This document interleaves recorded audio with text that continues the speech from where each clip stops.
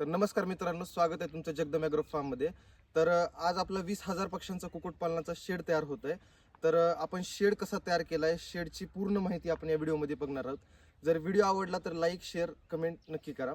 तर आपण एंट्रन्ससाठी 15 फुटाचं गेट सोडले आणि पूर्ण बाहेरून 3 एकर जाळी कंपाऊंड केले. 3 एकर जाळी कंपाऊंड कसं केले, तर आपण 1.5 बाय 1.5ची जाळी वापरली, म्हणजे बाहेरचा पक्षी कोणताही मध्ये जाऊ नये.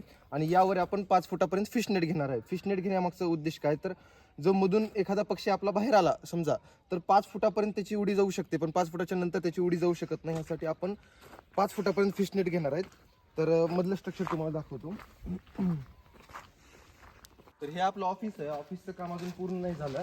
ऑफिससाठी आपण सिमेंटी शीट वापरलेत आणि वरी सिमेंटी पत्रे वापरलेत. पाहू शकता तुम्ही, वरी सिमेंटी पत्रे आहेत. तर सिमेंटी शीटचा एक फायदा आहे की पूर्ण पॅक आहे सिमेंटी शीट, आणि ह्याला पुट्टी जर केली आपण तर पूर्ण एका बांधकामासारखं होईल. आणि तर पूर्ण ऑफिसचं काम अजून सुरू व्हायचं. तर या इकडे तुम्हाला दुसरं शेड दाखवतो.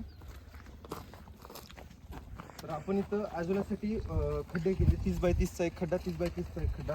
बरेच जणांची आता म्हणणं असेल किंवा एकच खड्डा का नाही केला आपण, पूर्ण 2 खड्डे का केले, एकच खड्डा म्हणजे 60 बाय 60चा एकच खड्डा करायचा होता, असं का नाही केलं.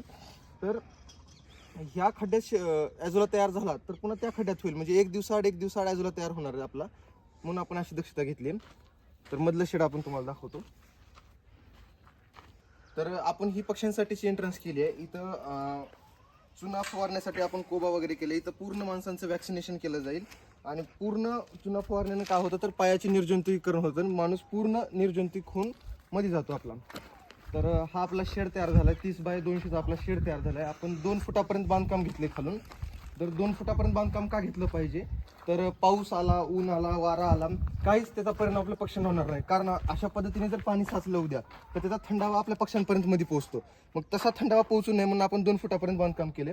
आणि इथं 1 बाय 1ची जाळी वापरली. आपण 1 बाय 1ची जाळी आपण इथं पक्ष्यांसाठी 1 बाय 1ची जाळी वापरली. शेडसाठी 1 बाय 1ची जाळी का वापरली पाहिजे, तर बाहेरून मुंगूस किंवा साप या प्रकारचा प्राणी मध्ये जाऊ नये यासाठी. पण एवढ्या बारीक वेजातून साप हा प्राणी जाऊ शकतो, यासाठी आपण या एक 5 ते 10 फुटापर्यंत आपण मुर्गा जाळीचा वापर करणार आहेत, म्हणून बाहेरचा पक्षी काहीच मध्ये जाणार नाही शेडमध्ये आपल्या. तर आपण शेडसाठी 4 डोर सोडले. 4 डोरची साईज आहे 6 बाय 7चा आपण डोर सोडलेला आहे. तर 4 डोर सोडण्यामागचं कारण काय होतं, एक डोर का नाही सोडला, तर आपल्या शेडची कॅपॅसिटी आहे 10,000 पक्ष्यांची. तर 10,000 पक्ष्यांची कॅपॅसिटी असल्यामुळे एकदाच सर्व पक्षी बाहेर सोडले तर त्यांचा जास्त गोंधळ होईल, म्हणून आपण 4 डोर सोडलेत. म्हणजे या डोरच्या हिशोबाने आपण 2,500 पक्ष्यांचं पार्टिशन केले. 2,500 पक्षी म्हणजे या डोअरमधून फक्त 2,500 पक्षी येणार. तर आपण मधला स्ट्रक्चर पाहूयात आपण शेडमधला. तर आपण हा 30 बाय 200चा आपला शेड तयार होत आहे. शेडसाठी आपण लेगसाठी आपण 2.5 बाय 2.5चा पाईप वापरलाय आणि वरी सी चॅनल वापरले आणि त्याच्यावरी 2 बाय 2चे पाईप वापरलेत. जास्त हेवी बांधकाम नाही केलं आपण, स्वस्त बाय मस्त असं बांधकाम झाले. आपण बरेच फॅब्रिकेशनवाल्याकडून काढलं होतं स्ट्रक्चर, बांधकामाला किती खर्च येईल, काय लागेल, पण यामध्ये सगळ्यात बेस्ट फॅब्रिकेशन असंच फॅब्रिकेशन, त्यांचा नंबर डिस्क्रिप्शन बॉक्समध्ये देतो तुम्हाला. स्वस्त बाय मस्त आपलं बांधकाम केलेत त्यांनी. तर अशा पद्धतीने आपलं शेड तयार झालं. आणि इकडे बघू शकता आपण मुर्गा जाळीचा उपयोग केला. आपल्या बेसमेंटमध्ये 1-2 इंचापर्यंत आपण मुर्गा जाळी फिट केली आणि इकडे 5 फुटापर्यंत मुर्गा जाळी येणार आपली.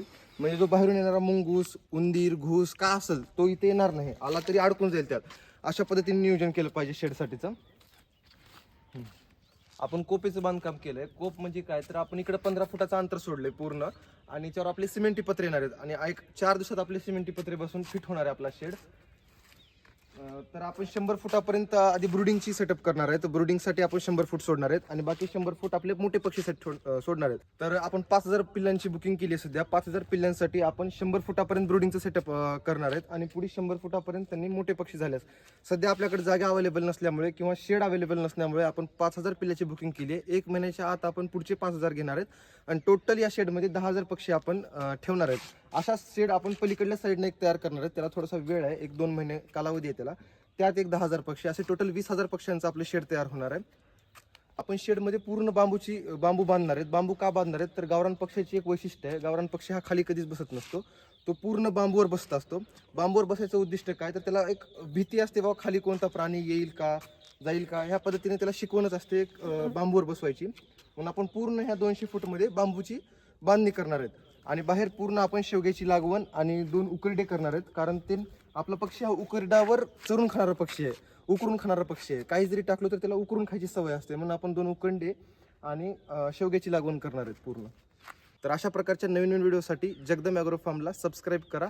व्हिडिओ कसा वाटला हा कमेंट बॉक्समध्ये नक्की कळवा. थँक्यू.